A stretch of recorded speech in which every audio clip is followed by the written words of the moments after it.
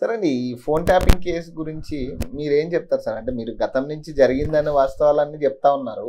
కానీ ఇది ఎటో మొదలై ఎటో తిరుగుతున్న పరిస్థితి కనపడతా ఉంది. నిన్న తీన్మార్ మల్లన్న పిలిచిర్రు.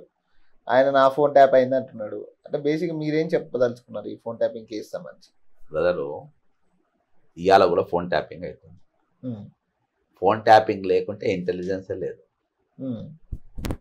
అవును. మా ఫాదర్ కూడా పోలీస్ డిపార్ట్మెంట్ కాబట్టి చెప్తున్నా, నీకు ఇంటెలిజెన్స్, నీకు ఎదుటోని వాడు ఏం చేయబోతుండు, ఎక్కడ ఏ ఆపరేషన్ చేయబోతుండు, ఎక్కడ బాంబు పెట్టబోతుండు, ఎక్కడ అనేది 100% డైలీ ట్యాపింగ్ నడుస్తుంది. అది మీరు ఇప్పుడున్న ఇంటెలిజెన్స్ చీఫ్ శివధర్ రెడ్డి గారిని అడిగినా ఆయన అదే చెప్తాడు. ఖచ్చితంగా అది నడవాలి. కానీ ఇక్కడ మిస్యూజ్ జరిగింది. ఇలా జరిగింది ఏంటంటే పోకిరి చేష్టలు చేశారు, చిల్లర కథలు చేశారు, లంపెన్ కథలు చేశారు. బ్రదర్ ఆ ప్రభుత్వంకి వెళ్ళి ఈ ప్రభుత్వం దాకా ఇయాటి వరకు 2000% ఫోన్ ట్యాపింగ్ అవుతుందంటే నాదే. అవును. 2000% నువ్వు ఎవరిని అడిగినా నా ఫోన్ ట్యాపింగ్. ఎవరన్నా ఒకళ్ళిద్దరు మినిస్టర్లు నాకు అప్పుడప్పుడు ఫోన్ చేస్తారు ఎట్లున్నావని, వాళ్ళు కూడా భయపడతారు నాది ఫోన్ ట్యాపింగ్. ఇప్పుడున్న ప్రభుత్వ పెద్దలు కూడా భయపడతారు. కాబట్టి ఫోన్ ట్యాపింగ్లు ఉన్నాయి, అవి అయితేనే ఉంటాయి. కాబట్టి నేను పోయి కంప్లైంట్ ఇచ్చి నా ఫోన్ కూడా ట్యాప్, అది పిచ్చితనం అవుతుంది. అది ఇంటెలిజెన్స్ వాళ్ళ పాటలో ఒక డ్యూటీ. కానీ వీళ్ళు మిస్యూజ్ చేసింది కాబట్టి వీళ్ళ మీద కేసులు అవుతున్నాయి. వీళ్ళు సగటు మనుషులను, మీడియాను, అంతేకాకుండా అంటే వీళ్ళు అప్పుడు చేసినటువంటి కార్యకలాపాల వ్యతిరేకంగా మీడియాలో వేసినటువంటి వ్యక్తులను కొంతమందిని టార్గెట్ చేశారు. అందులో చేస్తే మళ్ళీ కూడా చేయొచ్చు. అంతకుమించి షర్మిలాని చేశారు, చాలా మందిని చేశారు. కానీ అంటే మొన్న వార్తల్లో కూడా అంటే బేసిక్ దానికి సంబంధించి ఆధారాలు లేవని ఇప్పుడు వాళ్ళు పబ్లిసిటీ చేసుకుంటా ఉన్నారు. బీఆర్ఎస్ వాళ్ళు ఆధారాలు లేవని చెప్పి సిట్టే చెప్తా ఉంది, నేషనల్ మీడియాలో వచ్చిందని చెప్తా ఉన్నారు. బ్రదర్ ఇప్పుడు ఒకటి చెప్తా, బీఆర్ఎస్ వాళ్ళకు ఆపోజిషన్ రోల్ రాదు. వాళ్ళు ఏదో ధర్నా చేయమంటే చేస్తారు, ఆఫీస్ మీద దాడి చేయమంటే చేస్తారు, ఏమన్నా చేయమంటే చేస్తారు, అవన్నీ చేస్తారు. కానీ వాళ్ళకు ఆపోజిషన్ రోల్ రాదు. ఇప్పుడు ట్యాపింగ్ అనేది ఆపోజిషన్, ఎందుకంటే అది వరకు హైదరాబాద్లో ఒక 5-6 జాగాలలో బాంబు పేలుళ్ళు జరిగినాయి. అవును. అర్థమైందా? గోకుల్ చాట్ల కానీ, లూమిని పార్క్ కానీ అక్కడక్కడ జరిగింది. ఒకవేళ ఇక్కడికి వస్తున్నప్పుడు వాళ్ళు తెలుసుకుంటా ఉంటారు ఏమన్నా ఇన్సిడెంట్ జరగబోతున్నాయి.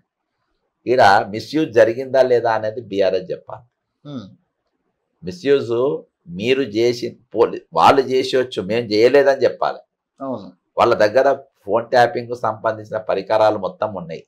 ఇవాళ ఒక ఎగ్జాంపుల్ చెప్తా బ్రదర్, నీకు అసలు ఫోన్ ట్యాపింగ్ కావాల్సినటువంటి ప్రాసెసర్స్ ఇవన్నీ ప్రభుత్వానికి ఎట్లొస్తుంది అనేది ఒక క్వశ్చన్.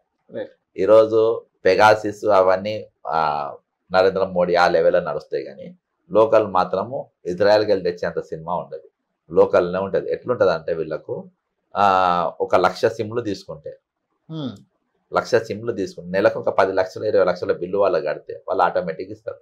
అట్లా చేసింది ఎవరు? ఒక డిపార్ట్మెంట్ చేసింది. 4 లక్షల సిమ్లు కొనుగోలు చేసింది. అది శ్రీనిధి, స్త్రీ అంటే STRE, శ్రీనిధి. విద్యాసాగర్ రెడ్డి అనేటోడు, ఇప్పుడు వేణుగోపాల్ అనేటోడు ఒకడు ఉన్నాడు, ప్రభుత్వంలో ఉండి ఇలా ప్రమోషన్ IT డిపార్ట్మెంట్ ఉన్నాడు. వీళ్ళందరూ కలిసి 4 లక్షల సిమ్లు కొన్నారు. నేను దీనిపైన కొట్టకొల్ల శ్రీనివాసరెడ్డి గారికి కంప్లైంట్ కూడా ఇచ్చిన, ఏం నడవలేదు, ఆయన ట్రాన్స్ఫర్ చేసేసింది కదా. విద్యాసాగర్ రెడ్డి అనేటోడు కొన్నాడు. విద్యాసాగర్ రెడ్డి అంటే ఇవాళ కూడా శ్రీనిధికి రిటైర్ అయినాక ఇవాళ కూడా కొనసాగుతుంది. రిటైర్ అయినా కూడా పెట్టిండ్రు సిమ్లు కొని. వీళ్ళు ఏం చేసినంటే ఆ సిమ్లు వీళ్ళు పనిచేస్తారు కదా మన గ్రామాలలో, వాళ్ళని ఏమో అంటారు శ్రీనిధిలో పనిచేసే మండలి వాళ్ళందరికీ, ఆడవాళ్ళందరికీ ఇచ్చారు. ఇచ్చి వాళ్ళు ఏం మాట్లాడుతుండ్రు, ఏం చాటింగ్ చేస్తుండ్రు అన్ని వీళ్ళు ప్రింట్అవుట్లు తీసుకుని మాట్లాడు, నా దగ్గర అన్నీ ఉన్నాయి. వీళ్ళు వాళ్ళు ఏం మాట్లాడిన వాళ్ళని అడుగుడు, మన దానిలో ఎవరో చెప్పిందని వాళ్ళు అనుకున్నాడు, ఇట్లా అవన్నీ చేశారు. దీన్ని పైలట్ ప్రాజెక్ట్ కింద పాలకుర్తిలా ఇంకొక 2-3 నియోజకవర్గాలలో దీన్ని నడిపించారు. ఫస్ట్ తీసుకపోయి విద్యాసాగర్ రెడ్డి అనేటువంటి వేణుగోపాల్ 3rd డిగ్రీ ఎక్కిస్తే మొత్తం చెప్తారబ్బా, ఇదంతా అవసరంలే బీఆర్ఎస్ కు, దానికి దీనికి ఏం అవసరం. నేను మొత్తటి దీనికి మూలరాయి ఎవడో చెప్తున్నా, విద్యాసాగర్ రెడ్డి అనేటోడు ఇయాటి కొనసాగుతాడు. విద్యాసాగర్ రెడ్డి అనే తీసుకపోయి 4 తగిలిస్తే ఆ దగ్గర వేణుగోపాల్ అంటోడు ఉన్నాడు, వాడు 4 తగిలిస్తే నీకు మొత్తం చెప్తారు. కానీ ఆ పని చేయరు. వీళ్ళకి ఏంటంటే ఏదో చేస్తున్నాం అన్నట్టు నడిపిస్తారు, ఎందుకంటే వీళ్ళు కూడా చేస్తారు కాబట్టి. అంటే అరెస్ట్ అయితే కాదు, ఏం కాదు బ్రదర్, కేటీఆర్ ఇలా. ఆఫీసర్లు ఎవరిని ముట్టుకోరు వాళ్ళని. ఉమ్, ఇగో కేటీఆర్ ను అరెస్ట్ చేపియాలనే షో కవితకు ఉన్నది.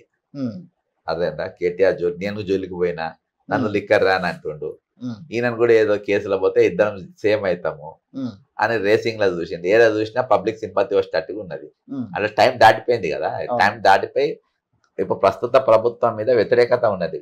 రైట్, అవును. వ్యతిరేకత ఉన్నది. ఈ టైంలో కేటీఆర్ ను ముట్టుకుంటే కేటీఆర్ కు సింపతి పెరుగుతుంది కానీ కాదు. అవును. అందుకనే వెనక ముందు అవుతుంది, లేకుంటే ఎప్పుడు అరెస్ట్ చేస్తారు. ఈ రేసులో ఈ కార్ రేసులో అరెస్ట్ చేసే అంత కెపాసిటీ ఉంది దానిలో అంత పస ఉన్నది. గతంలో మీరు కూడా చెప్పారు కదా ఈ కార్ రేస్ లో జరిగింది అని. పస ఉన్నది. అవును.